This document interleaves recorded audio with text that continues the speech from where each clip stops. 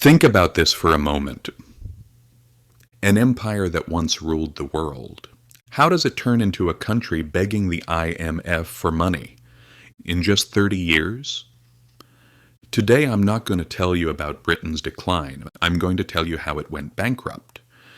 Because this story is not only about the past. It's very important for understanding what is happening in America today. In 1939, Britain ruled the largest empire in history. 1/4 of the world's land, 1/4 of the world's population was under its control. The pound sterling was the world's reserve currency, and the Royal Navy was in every ocean. In short, Britain was an unquestioned superpower. But just 17 years later, in 1956, Britain had to ask the United States for permission to protect its own interests. In 1967, the pound collapsed. In 1976, Britain went to the IMF with its hat in its hand. An empire that ruled the world for 200 years. Became a second-class European power in just 30 years. Usually, we are told this story.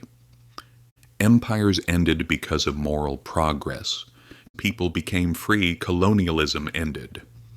All of that may be true, but it is not the real reason. Britain lost its empire because it ran out of money. Not morally, but economically, it collapsed. It won World War II militarily, but it lost economically. After World War I, Britain was at the top of the map. In 1920, the empire covered 13.7 million square miles and ruled over 458 million people. But real power was not land. Real power was money. The pound was the world's reserve currency. International trade was done in pounds. Countries held pounds in their reserves. London was the financial center of the world. British banks were everywhere. Railways in Argentina, mines in South Africa, plantations in India. Because of this, Britain could borrow at very low interest rates and run its massive army and huge empire on debt. And this whole system was tied to the gold standard, which meant you could go to a bank and exchange your paper money for real gold. That's why everyone trusted the pound. Then World War I arrived. And the war was unbelievably expensive for Britain. In just 4 years, the country spent 14 times its annual economic output. Taxes were raised. Not enough. Money was borrowed from the public. Not enough. Money was borrowed from the United States. And for the first time, Britain became a debtor to the U.S. On top of that, to pay for the war, Britain was forced to sell its foreign investments. So, it went into debt. And lost its wealth at the same time. If the first war was expensive, the second one was completely devastating. At one point, 55% of the entire economy was going to the war. Everything was rationed. All resources were spent on survival. By 1941, Britain was on the verge of collapse. And at that point, the U.S. stepped in. It gave weapons. It gave food, but it wasn't free. It was with interest. And in return, the U.S. demanded this from Britain. Imperial trade privileges would be removed, American companies would be allowed everywhere, and the financial system would be open to American control.